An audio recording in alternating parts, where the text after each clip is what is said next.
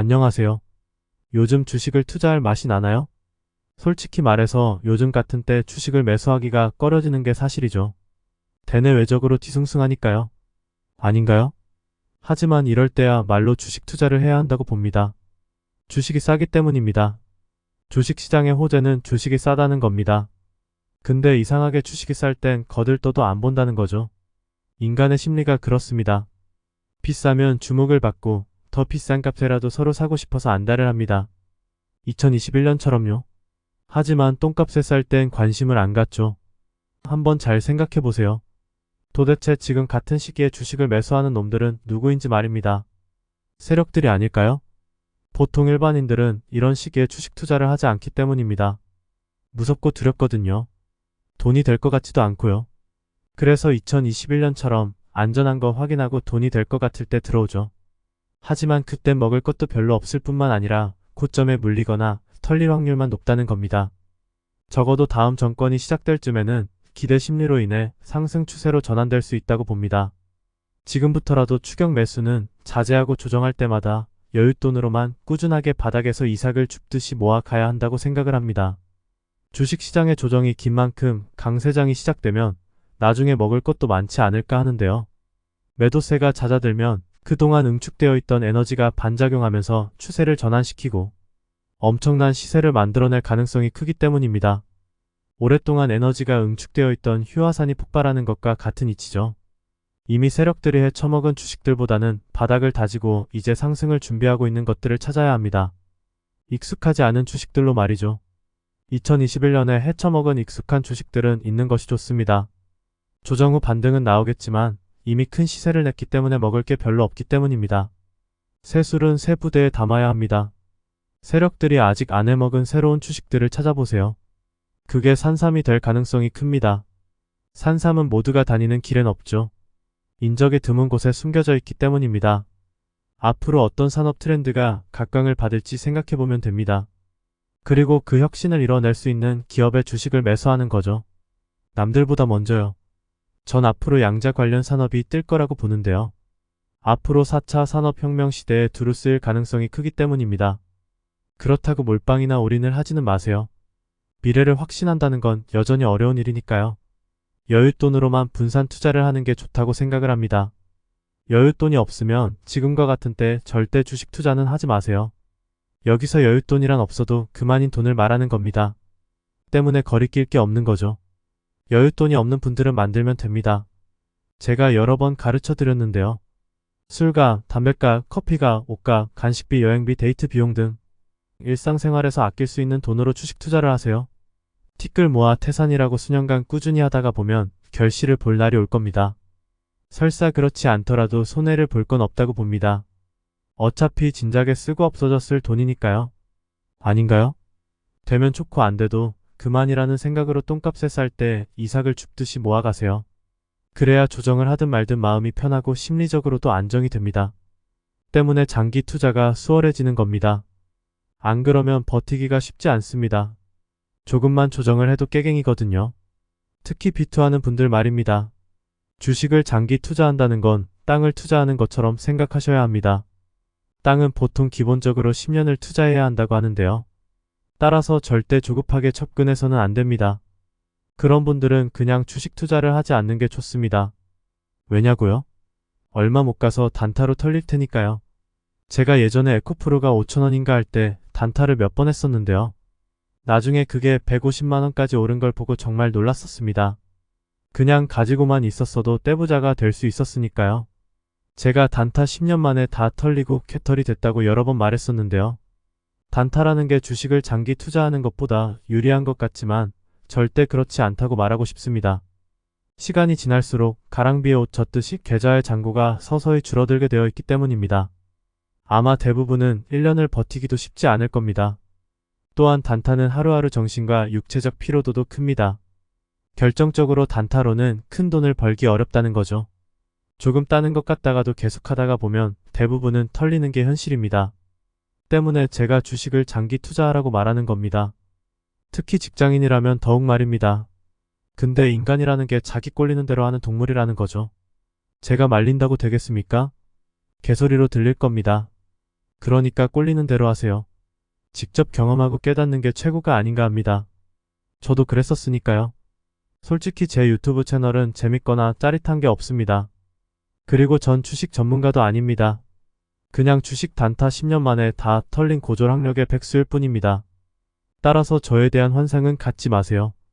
또한 저는 추천주 같은 걸 찍어주지도 않습니다. 그런 걸 원하신다면 주식 전문가 유튜브 채널을 찾아가시길 바랍니다. 정말 좋은 학벌과 화려한 경력을 가진 대단한 분들이 많으니까요. 거기다가 추천주는 기본이죠. 얼마나 좋습니까? 별다른 노력 없이 주식 투자로 부자가 될 수 있으니 말입니다. 전 그냥 미친 개소리나 짓거릴 뿐이니까요. 그러니 저에게 뭔가 대단한 걸 바라지 마세요. 그런 능력도 없고요. 사실 이 유튜브 채널을 시작한 것도 뭔가 대단한 뜻이 있어서 한 게 아닙니다. 그냥 돈이나 벌어보자고 시작한 겁니다. 그리고 그게 얼마나 허황된 것인지 깨닫게 됐죠.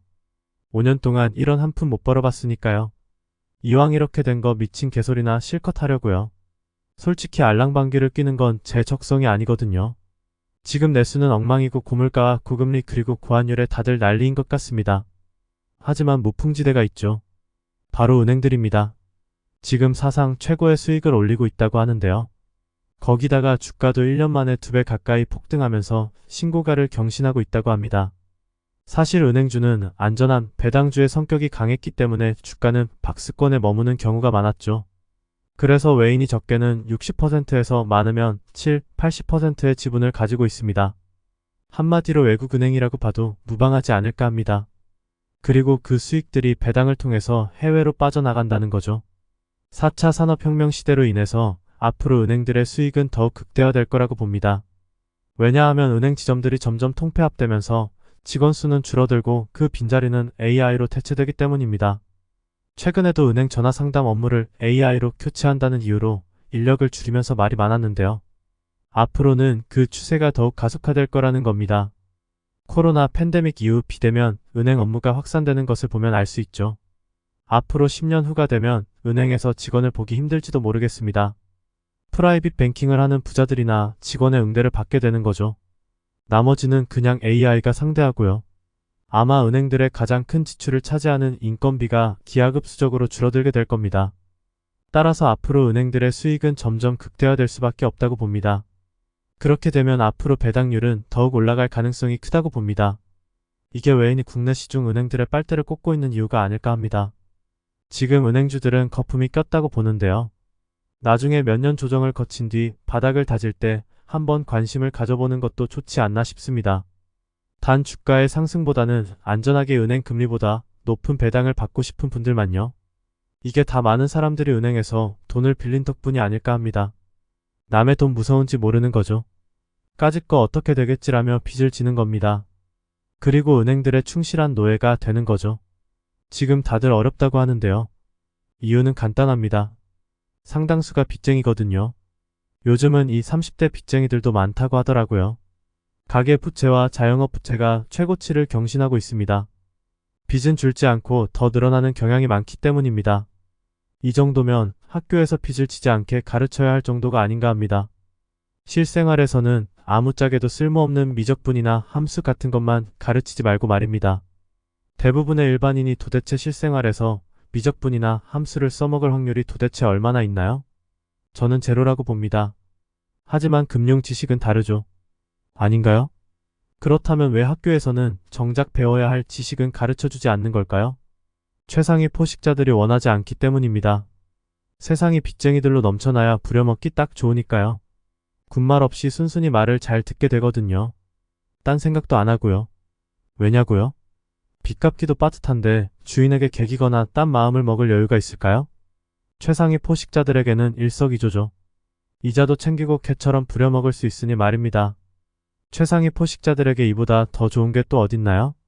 더 많은 빚쟁이들이 생겨날수록 최상위 포식자들은 세상을 자기 마음대로 할 수 있다는 것을 아셔야 합니다. 빚쟁이들은 사실 예나 지금이나 노예와 다름없으니까요. 그리고 최상위 포식자들의 충실한 개가 되는 거죠. 표현이 좀 과격하지만 말입니다. 왜 스스로 개가 되려고 하는지 전 이해가 안 갑니다. 은행은 돈을 빌리는 곳이 아니라 돈을 맡기거나 이자를 받는 곳이라고 생각해야 합니다. 전 한 번도 빚을 져본 적이 없습니다. 그리고 대출을 받아야겠다고 생각을 해본 적도 없습니다. 하다못해 신용카드조차 3년 전인가 처음으로 만들었는데요. 제가 사용할 목적이 아닌 부모님 병원 진료비 납부 목적으로 만든 겁니다. 제 개인적 목적으로는 신용카드를 써본 적이 단 한 번도 없습니다. 한마디로 장롱 신용카드죠. 신용카드를 가지고 다니는 건 고리 대금업자를 항상 대동하고 다니는 것과 같다고 봅니다. 물론 미친 소리로 들리겠지만요. 하지만 현실은 카드론 대출액이 역대 최고라는 겁니다. 카드론이 거의 20%에 가까운 고금리로 알고 있는데요. 신용불량자라는 말도 예전 카드 대란 때 생긴 거 아닌가요? 아마 신용불량자가 되려고 신용카드를 만든 사람들은 없었으리라 봅니다. 그냥 꼭 필요할 때 편하게 사용하려고 만들었겠죠. 하지만 여기서 문제는 인간은 합리적인 동물이 아니라 감정적인 동물이라는 겁니다. 감정에 따라 꼴리는 대로 사용하게 되어 있다는 거죠. 그래서 각 가정마다 신용카드 때문에 한 번이라도 꼴치를 썩지 않은 곳이 없을 거라고 보는데요. 제 말이 틀렸나요? 예전엔 신용카드를 만들면 사은품이나 돈을 줬던 걸로 기억을 합니다. 카드사가 미쳐서 그런 짓을 했던 걸까요? 그들은 알고 있었던 거죠. 일단 신용카드를 만들면 안 쓰고는 못 베기게 되어 있다는 걸 말입니다. 요술 방망이처럼 참 편하거든요. 당장 돈이 없어도 쓸 수 있으니 말입니다. 그러니 카드 대란이 터질 수밖에요. 그래서 그때 남자들은 장기 팔고 여자들은 몸 팔러 해외까지 가고 난리도 아니었었던 걸로 기억을 하는데요. 근데 그때나 지금이나 신용카드가 무서운지 모르고 꼴리는 대로 쓰는 사람들이 많다는 겁니다. 저 같으면 없으면 차라리 안 쓰고 말 것 같은데요. 굶는 한이 있더라도 말입니다. 이게 제가 주식 투자로 여러 번 깡통을 찼어도 멀쩡한 이유죠. 왜들 그렇게 빚을 좋아하는지 모르겠습니다. 지금이라도 당장 신용카드를 버리고 체크카드만 쓰시길 바랍니다. 저도 체크카드만 씁니다. 그래야 함부로 안 쓰게 되니까요. 신용카드는 여러분의 동반자가 아니라 원수라는 것을 아셔야 합니다. 항상 고리 대금업자를 옆에 끼고 있는 것과 같기 때문입니다. 근데 아마도 대부분은 미친 개소리라고 생각하지 않을까 합니다. 최상위 포식자들의 노예로 개처럼 살고 싶으면 계속 빚지면서 사세요. 누가 말릴 수 있겠습니까? 자기 인생 자기 꼴리는 대로 살겠다는데 말입니다.